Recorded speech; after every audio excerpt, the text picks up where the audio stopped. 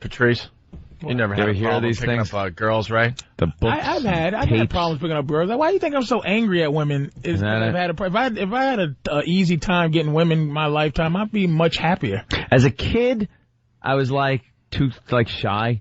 And always kicking myself in the ass, going, I should have talked to her, kind of a thing. And then as I got older, you kind of forget about that and just kind of take a chance, dive in. But that's why you resent women a little bit later as you get older, is because when you're young, you have the energy to do what you think you're supposed to do. But then when you turn a certain age, you go, wait a minute, I spent my entire young life chasing this. Like, how many times do you actually have sex and you go, man, that was... Like, I'm talking about sports sex, you know what I mean? Yeah. But, working up a sweat, getting a good workout. And you go, I could have. Now you think about doing other things just to keep things from being messy. Like, you get a new bed, a nice bed. You pay $1,000 for your bed, for your mattress, and then it's like get a nice high thread count sheets. Yeah, I don't want to. Oh, I'm such a fag when it comes to 1,000 thread counts or nothing less. You need it. What am I sleeping on? 750 thread counts? You want me to sleep on gauze? This is itching. There's nails in this. It's like sleeping on wheat. What is this? Take it away. Oh, baby, come on, let's have sex. I have sleeping on shredded wheat. Shredded wheat. Yeah. I have my swing in the garage, my sex swing. Me and my girl. Why in the garage though, man? Because that's where I can keep it because some room. That's where I allow sweat at my house. You know what I mean? Yeah, come on. I don't want my Yankee Candle plug-in things. I don't want. I don't want them to do overtime because it's stinking up in here. So we do a little garage action and raise it up a little bit. Let the funk go out of the garage. You got that nailed to the beams in your garage? Oh, that's that's a hell of a visual. To the garage. I forgot about your sex swing. To the garage, honey. I'll never forget the glass dildos. It's still there with a trunk. I got a trunk full of love. James Bond case that this thing opens up and he's got all kinds of devices. High blood pressure medicine, man. It don't move like it used to. No. So I need help. But they are fun though, and they're clean. You always use anyway. So that was what the sex swing though. That's just classic. Yeah, those 1,000 thread count sheets, man. You can't be having sex on them. See? No, want to hear how we were supposed to pick up girls back in 1975? Yeah. And y'all still pick them up the same way. This is probably how you met your girl. Hello. Hello, dear. No, like I said, after a while you just kind of get. I don't know that. That's why my opening line made sense. My opening line. I was with Jim Norton down in Philly, and I went up to my girlfriend. Well, now my girlfriend said, "Do you know where we could get something good to eat around here?" Oof. That was my opening line. That's the first thing I ever said to her. Is that the first thing? Yeah. I said, this simple loser, I got him. After I was just sending shots and everything else over to kind of like soften the beaches, man. Oh, that's why you. And then I got brave enough to walk over. That's why you two are such in love, because you would hate to go and have to meet another woman just like that, because you get too much pride to go. Hey, listen, how you doing, baby? You ever hear Opie and Anthony? Yeah, I'm Opie, ho. I'm me. That's your pickup line from now on, Greg. I am ho. You don't have to worry about it, man. Pick him up. I don't want her going out with this version of me. With what version? I want her going out with the other version of me. What's the other version? Greg Hughes? Yeah, Greg Hughes. Not Opie? Oh, the actor that plays... I'm Greg Hughes, the actor that plays Opie on the Opie and Anthony show. You're romantic. I don't want her to go out with this version. You kidding me? That is such a horrendous This version is awful. She knows the real me. Oh, shut up. This is the only you. Listen, man, I try to convince myself there's another version. Will you go with it? It's a worse version. The Greg Hughes stinks. This is... Oh, damn. You know, you're right. Give me a break. She's the one who deals with the real. That's because Greg Hughes is the one that needs somebody to be around to go, you know what, wow, no one would be with Greg Hughes but me. That's why be Opie all the time. Well, if you can. I do think I have big balls. Mm-hmm. Patrice is the king, though. I've been with Patrice. He don't give a crap. No. The stuff that comes out of his mouth when we're not in this studio. It's easy to be an ass in this studio. You are truly a free man. You are so free with yourself when you're outside the studio. Skip through life. You don't care what anyone thinks, says. It doesn't matter. You are in your own little world as far as the world of romance goes, the world of love, the world of mating. It's the world of animals. Yeah, just be an animal, and you are, and all you have to do is as an animal. What we do other than dolphins is we communicate, and you just communicate what you feel. My girlfriend's gaining a little weight. She said, "Will you leave me?" I said, "Yes," because I found you not fat. And if you get fat, see, getting a girl who's already fat is different from watching your girl become fat. It's like buying an old car is vintage. Watching your car get old, get rid of that piece of mess. It's got miles on it, and let somebody else call it vintage. Dude, you getting rid of this vintage 94? Now yeah. You're giving it to somebody who wants that. Who wants that vintage? But I had my girl new off the shelf. She keep it polished. New girl smell. Everything, right. I don't want to watch her become what somebody else. I didn't buy already. this car with a dented bumper. That's right. When I got it, it was a perfect bumper. That's Patrice. All of it. So as he's saying this, I'm just laughing because he is the most like. I've never heard any guy actually speak like that. Do your sneaker analogy. That brings it home. Pretty much the same thing. I know it's the same thing, but it's vintage. It's not vintage if you watch it become old. If you have it when it's from new to old, that is just a raggedy piece of garbage. But if I see some, you know what? Give the vintage to the Chinese people that want your old nights. Do you understand what I'm saying? So if my girl is saying to me, are you going to leave? I'm like, I'm not mature enough because I am with you because you're a hot girl.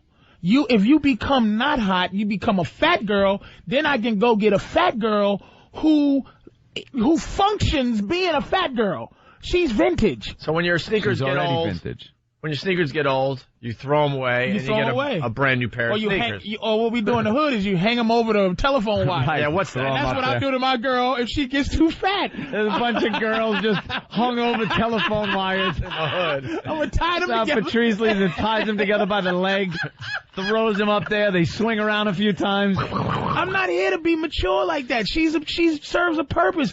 I love her, but she serves a purpose, man. Some fat girls like being fat. They move well fat. They know how to look good fat. She's a good-looking girl. And those are for the guys that want the vintage. That want vintage. Now, my girl, a fat version of my girl, she will walk out on the streets and somebody will pick her up in a second. But they don't realize she's vintage to them. That they like that. She's just an old fat bitch to me. So you just told your broad if she gains weight, she's out. Oh, man. I didn't tell her if she gains weight. She's gaining weight, and she asked me, she's getting nervous. And I said, you should be absolutely nervous. Wow. You got balls.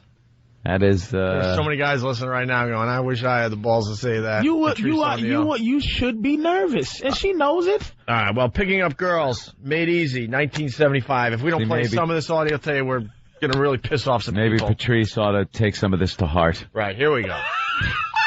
So this was an educational film that came out in 1975. I think they were just tapes, audio tapes, and books that you used to be able to buy to give you a better edge when you go out there to pick up women, and they were just really full of crap.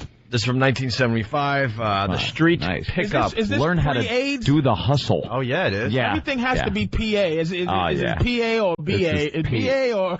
It's pre-AIDS, man. It's pre, It has to be PA. It's books like this that made AIDS. Here's the intro. How big it is. Here's the intro to the Street Pickup. There are a few basic principles that you have to master before you can move on to wild, uninhibited street play. First, it's important to remember not to get greedy. Pick a girl whose outfit and style you really like, so when you make your move, she'll instinctively know you're sincere and mean it. Remember, girls like guys who know what they want, and a girl likes to think you think she's something special. There's a second general rule for street pickups, and that's having a relaxed approach. You've got to keep cool and act casual. Not so casual that the girl doesn't think you're interested, Peter Brady, but offhand enough so you don't alarm her. Alarm her?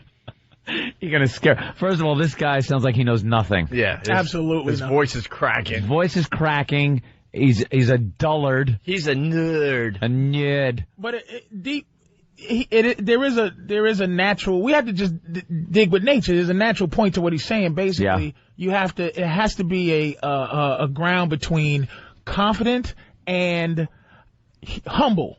Right. You have to figure out a way, and that's what men haven't done. We don't, there has to be a proper, you know what, I could get you, and a proper, you know what, but I want you, but I know I could get you. So it can't be too much, I'm better than you, and it can't be too much, hey, can I possibly take you for some coffee because you're gorgeous? It has to be a middle ground, like, look, man, let's be honest here. I could get you. Yeah. And your life ain't going nowhere. And you gotta step up with that. Yeah. You gotta emote that. Put that out. Well, good old Mike hits the street, and he does some acting as he looks at girls.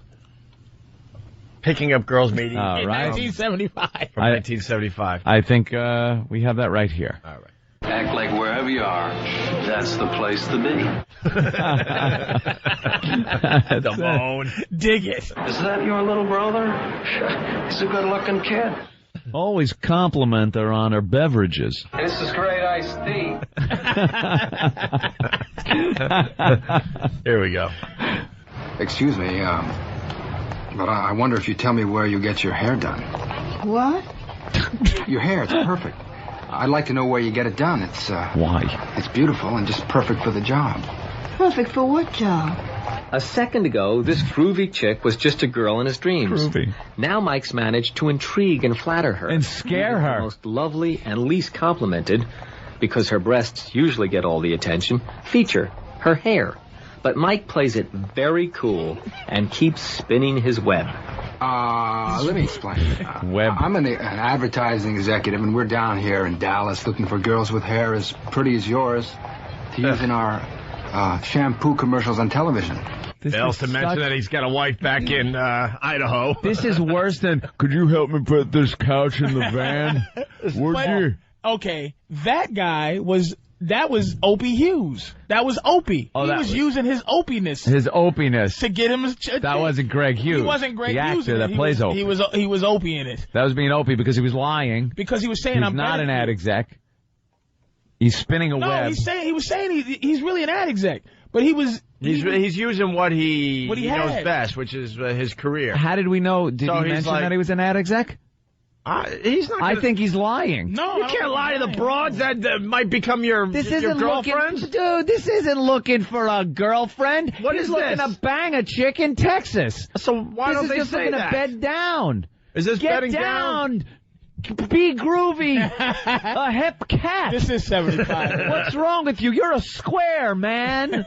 Oh, so he's just trying to get some. He's trying to get some action. All right. That's why but the way he complimented her hair out of nowhere. This is when in 75 when a condom was just you was uncircumcised. Oh, please.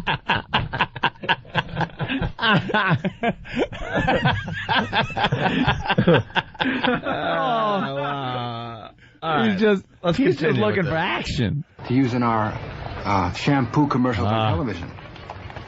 Really? Yeah. And this Texas sun is murder on most hair I've seen today, but yours is lovely. Just lovely. Well, A creep. thank you. Now Mike set her up.